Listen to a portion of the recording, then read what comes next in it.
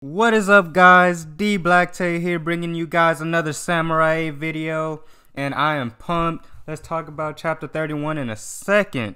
But before I do that, I want to let you guys know that I really appreciate you guys subbing to my channel. I really appreciate all the love you guys give me, and continue to give me every week. Last week I was bogged down with finals and whatnot, but we're back. I'm about to be pushing out content, and for the first video after this, I will drop one tomorrow. Let me know down in the comments below what video you want me to do, or what character you want me to talk about, or whatever. Put that down below, and whatever I find the most interesting topic, or wherever I get the most people saying they want me to do a video on, I'll be doing that video tomorrow. That's for you guys. This past weekend, we had a stream with Light, Anime Lately, Nerdigans. That was fantastic. The chemistry was amazing. That was like a really dope experience for me, being around other YouTubers. It was just a great conversation. We ended up going like 3 hours, man. Like, it was crazy. It was a good time. So in honor of that, in a week or two, whenever the last chapter of Samurai 8 drops, that weekend we will be doing our second live discussion for Samurai 8 through Discord. So if you're not in the Discord, that's gonna be down below. Again, let me know what kind of video you guys want me to drop tomorrow. Let's get into this chapter. So this chapter starts off right. Oh, let me talk about last week's chapter real quick, just to rehash. We get the invasion. They put their plan together to infiltrate the moon base that Benkei's under, and they go infiltrate it. I'm not gonna do that review. I said I was gonna drop it. I'm not gonna drop it. We're doing this one. Let's keep pushing. So we start off. Benkei, he is currently being modified to connect his body to Wakamatsu, which is his key holder. It's crazy what samurai are able to do with their bodies and whatnot. So we see that you are able to fuse with a holder, which is crazy because we also have another example where Princess Neri, and it looked like in between her there was a samurai soul on her arm, and then she was connected to a dragon. So that was dope. So we got with Ata's Princess Neri, who he's with. She is connected to a dragon, but she's not a princess. So I guess you have to use some of the samurai technology that they've been given from the locker balls to be able to morph your bodies. That's just a theory that I got randomly right now. But let's keep going in this chapter. So Ben's been alerted now that they've been invaded by the samurai from the planet Kinka from the Ronin. So Team A consists of some of the participants from the tournament. Team B consists of Sanda, Hachimaru, Commander Sen, Ryu, and I think the other dude Samurai. So let's keep going. So we get a panel. Not Hachimaru, Daruma's spaceship holder is now flying towards Benkei's holder, and Hachimaru makes a note that, hey, he's probably following Daruma. So that goes back to my previous sayings, what I've been saying, right? Where samurai and their key holders, they have a biological link between either, not a biological, but a link either between their key and their bone heal, to where they'll be able to always locate each other and be able to find each other. Because back when Hayataro was lost, he was able to locate Hachimaru like no problem. But let's keep going in this chapter, right? So Hachimaru notices that, I can't let the ship get destroyed. I can't let the planet get destroyed because we're not going to be able to go on our journey. So the Benkei prepares to launch the cubic warhead, and the cubic warhead is able to destroy a 10,000 kilometer planet. We got that last chapter, right? So these cubic warheads, they come with a penalty of 300 years if you get caught with them, right? So Benkei wants to fire it at the planet to basically wipe out all signs of life, essentially. So we keep going. Everyone's alerted that, hey, the Ben's preparing to launch. We get these humanoid holders, and then we get this dope panel. Since like, all right, I'm gonna take these guys out. He gets his samurai armor. His samurai armor looks really dope. It's really cool, simplistic. It's not over the top. I really like how their samurai armor looks from their standard key holders. So far, not more than their giant ship holders, but I like the aesthetic a little bit better, and I can't wait for Hachimaru to start using his armor. But let's keep going with this chapter, right? So Sin, he just goes in there, destroys all the all the humanoid holders. He goes in there, he destroys all them. One slash. They keep advancing, right? So we go back to planet Kinka, and we see a princess. This is the first other princess beside that we've seen so far outside of Hayataro, and not Hayataro, Hachimaru's princess and Commander Sin's princess. I'm not sure if we know her name yet, but this is another princess that we're finally getting on planet Kinka. So she's being protected by her samurai and his holder. He says the festival's over, right? This wasn't the deal. So it looks like they're starting to go about trying to collect keys, which was Ben's whole purpose of enacting the tournament. And remember, Kotsuga has told us within the last 2 chapters that Ben has control over some of the samurais in the tournament. So it looks like that's what's going on right now. They're starting to go after the keys. So we get the panel where they're surrounding, these samurai. They're surrounding the princess and the samurai, protecting her and his key holder. And they're just saying that, hey, you lasted pretty long in this tournament, so that means you have a pretty good key. And so they look up into the sky and they notice that Benkei has prepared the launch of the cubic warhead.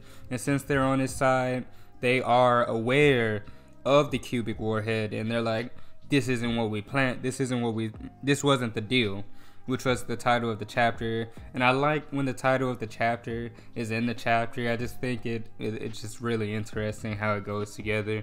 So one thing I want to note, I think the samurai and this princess, they're going to take these guys out like no problem. I don't know if this samurai will be relevant in the future, but it's just dope getting these little action sequences of what's going on the planet. I'm glad that Kishi and Okubo, they're taking the time they haven't forgotten that, hey, the festival is still going on technically, although it's over, and that there is a process of collecting keys going on. So I like how he's not just going away from that, and that's pretty dope.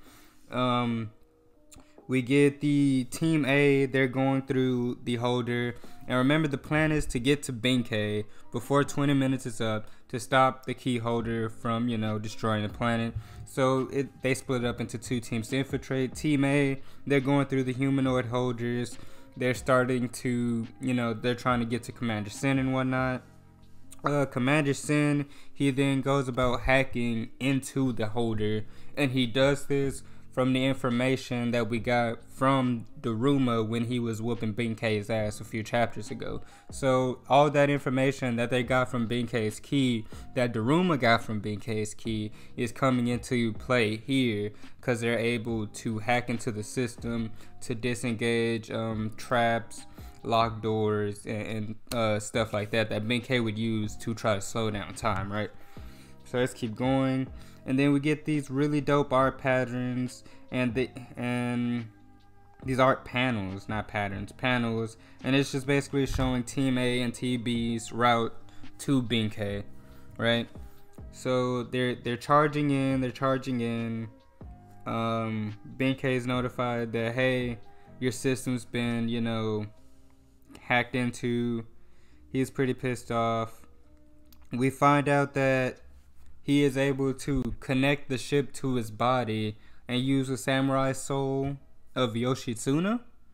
And when he's using that samurai soul of Yoshitsuna, it looks like there is a copy of Yoshitsuna that comes out of his body, and I think that that's due to him shifting his body and morphing it and transforming it because they're cyborgs. So he's able to take Yoshitsuna's soul and kind of like create like a double head of himself. And this head, it reminds me of Kala. So I was kind of wondering, like, what if Kala's like dead, but he's like a cyborg skeleton type of thing? I thought that'd be pretty cool, but that's nor here nor there. So we get the skull coming out of Benkei. They meet up. Team A and Team B meet up.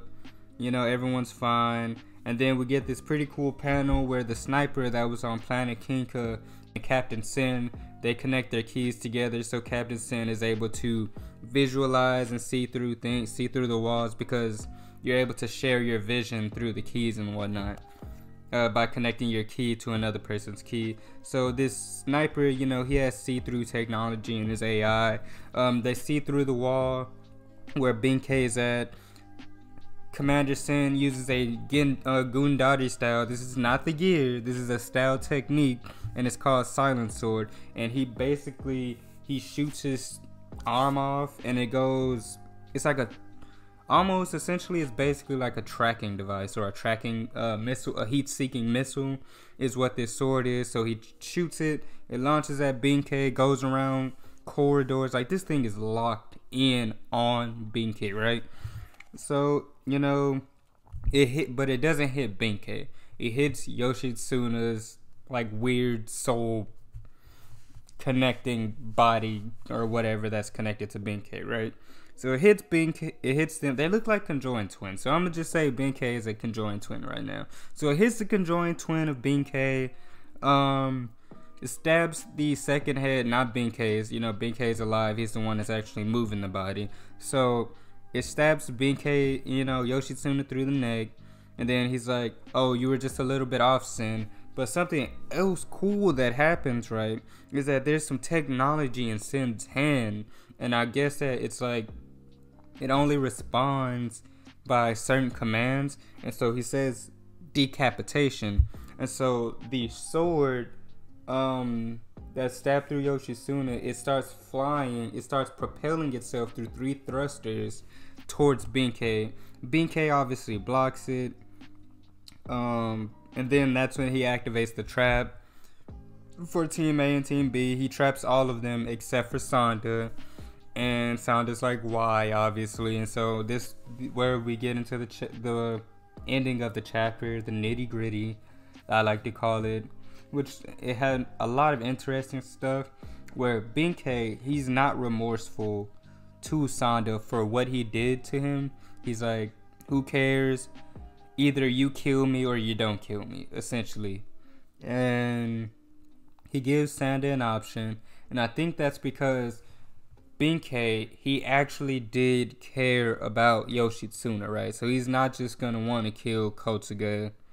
You know, he's just not gonna want Kotsuga to die. Although he doesn't necessarily feel bad for what he did, he still does have that master-student relationship where he doesn't want Yoshitsuna's son to just die, basically. So he gives Sonda the option. He gives him Yoshitsuna's sword, actually, samurai soul. And he tells him, hey, you pick a side. It's either them or me. You go cut them down. Or if you hesitate, I'm going to cut you down, right? So he picks up the samurai soul. And his father's samurai soul that Benkei threw on the ground. He picks it up. And he's standing in front of Ryu, right? And so that's where the chapter ends. The chapter just ends with Ryu and Sonda standing in front of each other. Ryu's trapped up by the, you know, trap set by Benkei. And they're basically, it's a trap like what Daruma was using when we first got Ryu and Kotsuga on his ship holder, where he was able to connect to the ship and then use the ship's insides to basically like trap them. And so that's what Benkei did here. And then we have 2 minutes left until the launch of the cubic warhead. Everyone's pretty much, this is, I don't even know where this arc is going. I don't think that Kishimoto is gonna extend the 2 minutes. I think that mangaka have learned. I really hope that it's not an overblown, like, oh, 30 seconds left at the end of next chapter or whatever. That would be really annoying. So maybe we'll get the cubic warhead launching next chapter. Maybe we'll get a Ryu and Benkei clash next chapter. I'm not really sure what's gonna happen next chapter, but overall, I want to say the art, the story progression, and just making sure that everything is still tying in together. We're still getting the keys that Benkei had, the samurai that are under his control. They're still on the planet, and they're going around and they're trying to collect the participants that they think have strong keys. I like how that is still tied into the story. I like the stuff with Benkei and Sanda. Commander Sin is just showing more and more why he's impressive and why I think Hachimaru is still not on that level. Let me know what you guys think we're gonna get next chapter. And don't forget, remember, down below, comment what video or character you want me to do for tomorrow. That will drop tomorrow. Remember that, tomorrow. Like, comment, and subscribe. Peace.